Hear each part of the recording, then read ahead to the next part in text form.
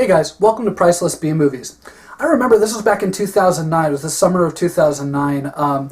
This movie was kind of a big deal, at least in the horror movie community. Like, they were all over Dread Central and Fangoria and all these other, horror movie websites.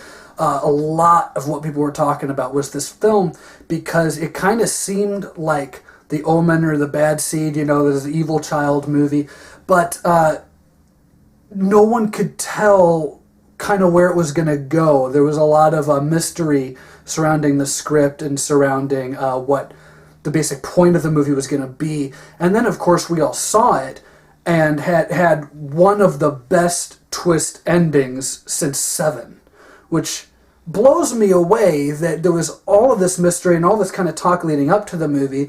Then it exceeded expectations, but now I'm still able to review it for you guys because no one ever fucking talks about it. Orphan. So Orphan stars Vera Farmiga and Peter Sarsgaard. They're a married couple, and they're considering adoption. They already have two kids. They have a preteen boy and a younger daughter. And but the thing is, they're not like weirdos, like they want to adopt because they want to have like 87 children. No, they want to adopt because the mom, Vera Farmiga, lost a child. She miscarried, and it's kind of been like this, obviously this thing of tension between her and her husband, and they decide that they want to try to fill that gap in their lives and the kids' lives by adopting a child, which seems harmless enough, but yeah, they could have picked a better one. They end up adopting this little girl named Esther. Esther is played by Isabel Fuhrman, and I hope I'm pronouncing that right. And, she is really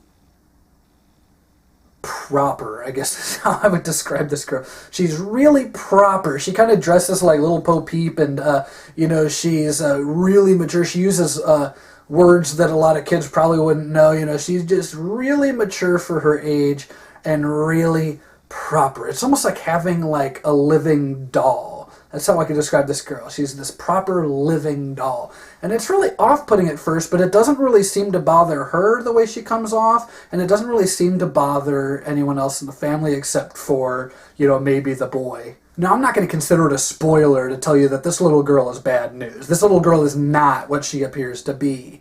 And, basically now we have this story where the mom is catching on, slowly but surely, to the fact that something's wrong with this girl and that they made a mistake adopting her, but and that this little girl is malicious. But the mom's the only one that really thinks there's anything going on. So now we get this cliche of, everyone thinks the mom is crazy because she's also coincidentally a recovering alcoholic, and they think, it's just the mom's got problems. This little girl's too perfect. No, there's nothing wrong with this little girl. She can't be, crazy or evil or anything like that. It's just the mom is having problems. Not wanting to say too much more about the plot of this film, one, because there isn't that much more to the plot of this film, but also because, if you've seen the movie, you know the twist ending, and if you watch my reviews, you know that I don't like to give away twist endings, so I'm not going to bring up what happens later on in the film. But I will say that, as I said before, it's a great one. It is a great twist ending. It's not a cheat ending like you kind of got with the movies like High Tension, where it's kind of like, wow, that negates a whole lot of information I was already given. That seems like it was, that doesn't make sense. No, this movie sucks! Yeah, no, it's not like that. The actors are pretty great in this. Vera Farmiga and Peter Sarsgaard are both very good. Vera Farmiga obviously has a lot more to do because she's basically the main character of the story. You're seeing the story through her character.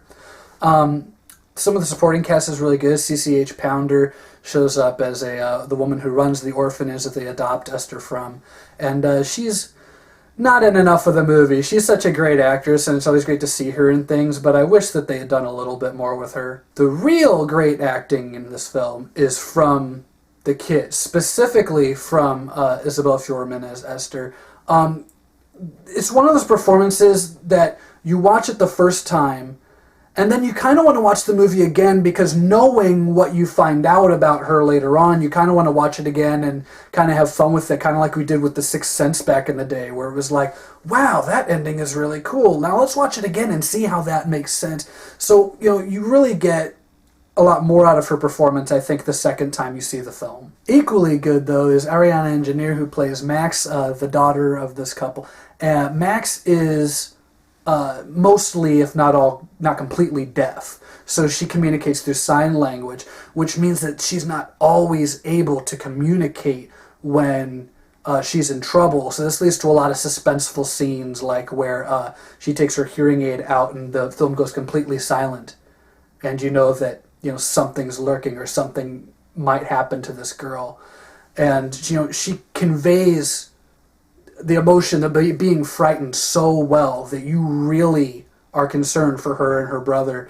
And I think that she and Isabel Fuhrman walk away with this movie. These two little girls are the best thing about this film in terms of the actors. There are a lot of standard cliches in this film, but none of them really bothered me, except that, when this little girl is causing so much mischief, after a while it seems to me that the fact that the mom is the only one who really thinks that this girl's a problem is kind of... I just can't understand it. I can't understand why the dad, specifically, why Peter Sarsgaard's character is so hell-bent on thinking that there's nothing wrong with this little girl, despite the mountain of evidence. I think that it's no fault of the actors, but I think the script could have been a little smarter there. And also, with the twist at the end, and when we do find out what Esther's deal is, I would have appreciated a little more backstory. I understand it's the end and it's the twist, and now we're going to get into the climax of the film, so everything has to be a little more fast-paced. But kind of in retrospect, I would have liked to have known a little bit more about her. The way I understand it, there was a lot of material in the original script that was cut that explained kind of her past and how she got to where she is in the film. And I think it would have been nice to include that. I don't think it was... I think it was a mistake to cut that from the movie, because I had so many questions after the end of that film, and I don't think the movie answers enough of them. Also, and this is kind of a dumb nitpick, but this movie could have easily been about 30 minutes shorter. This is a horror movie about an evil child, and it's over 2 hours long. I just think that's a little absurd. I think this could have easily been 90 minutes to 100 minutes long and still been a great movie. But that's a nitpick. I can say the same thing about a lot of movies that come out these days. Orphan gets 3.5 stars. If you haven't seen it, you really should.